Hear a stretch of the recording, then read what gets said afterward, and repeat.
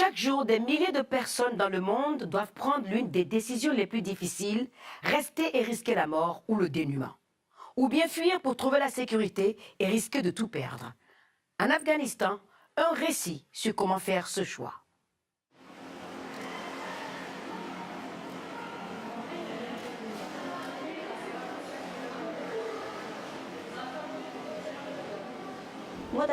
En ce moment, ma famille est divisée. 50% veulent partir, 50% veulent rester.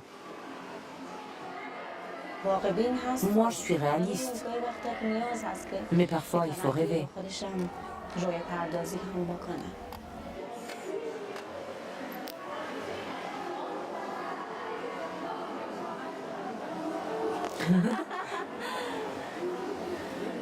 Ok.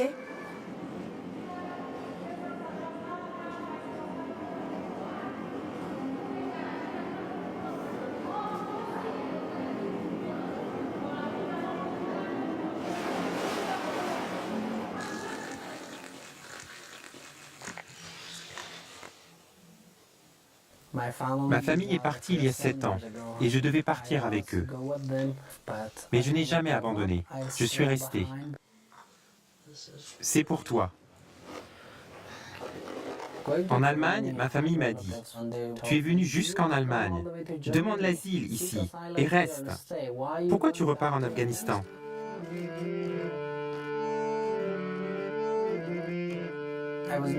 J'observais leur vie là-bas. Les belles routes, les voitures rapides. C'est sûr qu'on n'en a pas en Afghanistan, mais c'est l'Afghanistan. On a du pain local et des fruits frais.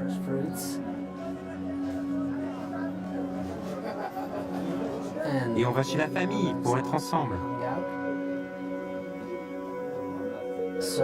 Alors on a une vie où personne ne pose de questions. Où personne ne me regarde en se disant « Tu n'es pas à ta place ». Ça me brise le cœur qu'en 15 ans, nous n'ayons pas fait de ce pays un endroit où on veut vivre. On ne serait pas obligé de partir, de trouver un autre pays.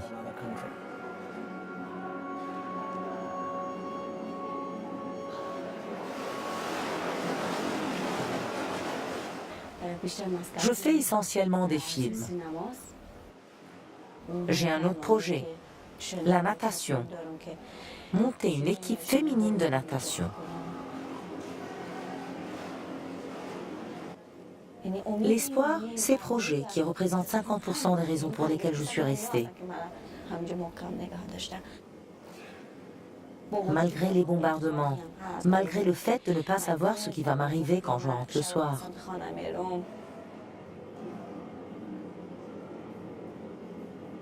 Disons qu'on arrive sur les côtes turques ou grecques. Super. Et après?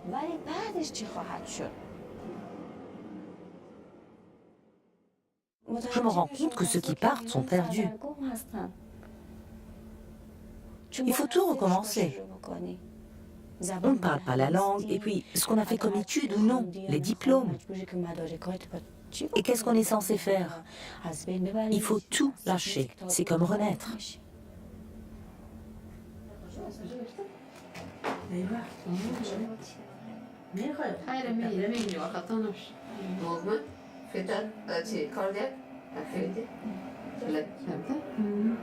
Je suis médecin, mais je sais que là-bas, je ne suis rien. Côté finance, nous n'avons pas de problème d'argent. Nous avons une clinique, du travail, de bons revenus.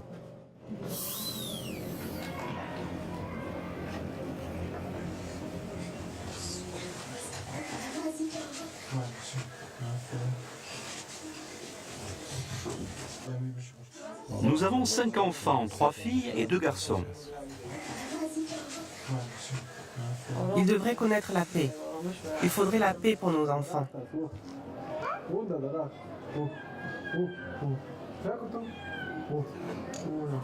Le chat est parti, tu as vu?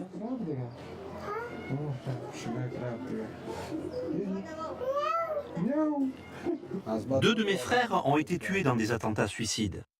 2 de mes frères. Quand je pars au travail le matin, mes enfants se demandent si je vais rentrer vivant. Les gens que vous voyez en Afghanistan, ce sont les plus résilients. Ils ont tout vécu. C'est pire de jour en jour. C'est pire, pas mieux. Il y a beaucoup de problèmes. Parler de partir me fend le cœur, croyez-moi. J'en ai les larmes aux yeux. Comment pourrais-je quitter mon pays? Si je ne traite pas mes patients, si elle ne traite pas les siens, qui va le faire? Si la sécurité était assurée, nous ne partirions jamais. J'ai très peur de la mer, mais j'ai surtout peur pour les enfants. Nous avons un visa pour la Turquie. On sera en règle jusque-là. Après, on est inquiet pour le voyage, mais juste une journée. Si on meurt un jour. Si on vit ici, on meurt tous les jours. Toute notre vie. Nous mourrons chaque jour. Nous préférons cette situation-là à l'actuelle.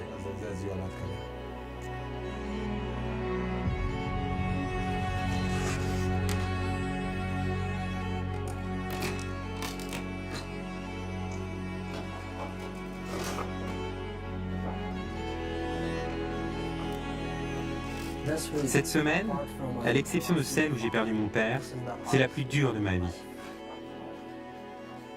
J'ai reçu un visa spécial pour les États-Unis.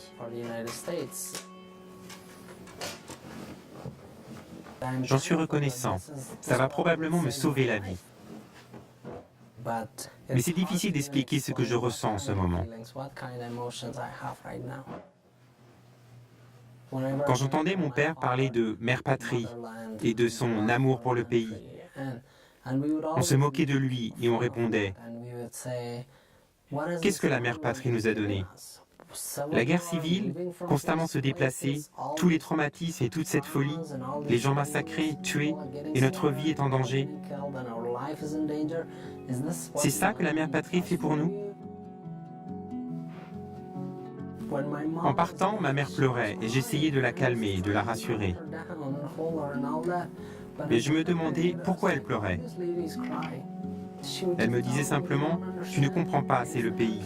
Et moi je répondais « Quelle partie ? Les explosions sur la route, les tueries, les viols, le chaos ? C'est ça qui va te manquer ?» Et ma mère disait « Tu refuses de comprendre. C'est une émotion que tu ressentiras un jour. » Mais maintenant je comprends, je peux m'identifier. Je voudrais que mon père soit là. Je lui dirais que je comprends ce qu'est la mère patrie.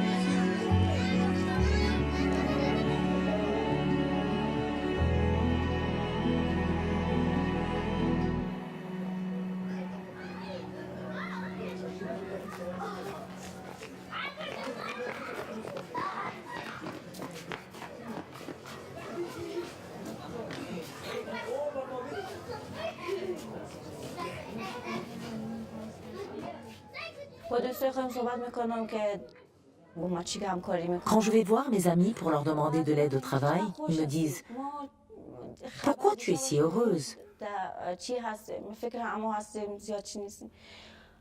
On regarde les actualités et on ne pense plus qu'à ça. Je dis « Mon ami, je suis vivante. » Ceux qui sont morts, on peut raconter leur histoire, leurs souvenirs. Mais vivants, ils parlent de leurs rêves. Des rêves désormais irréalisables. Je leur dis, je suis vivante, aidez-moi à faire mon film. Comme ça, si je suis tuée dans un attentat demain, vous ne culpabiliserez pas. La plupart des amis à qui j'ai parlé, à qui j'ai demandé un avis, veulent soit rester ici à tout prix, soit disent non. Après avoir risqué nos vies depuis si longtemps ici, ils choisissent de prendre un autre risque là-bas. Quand je parle à mes amis, je dis « Prenons le risque ensemble de rester ici ».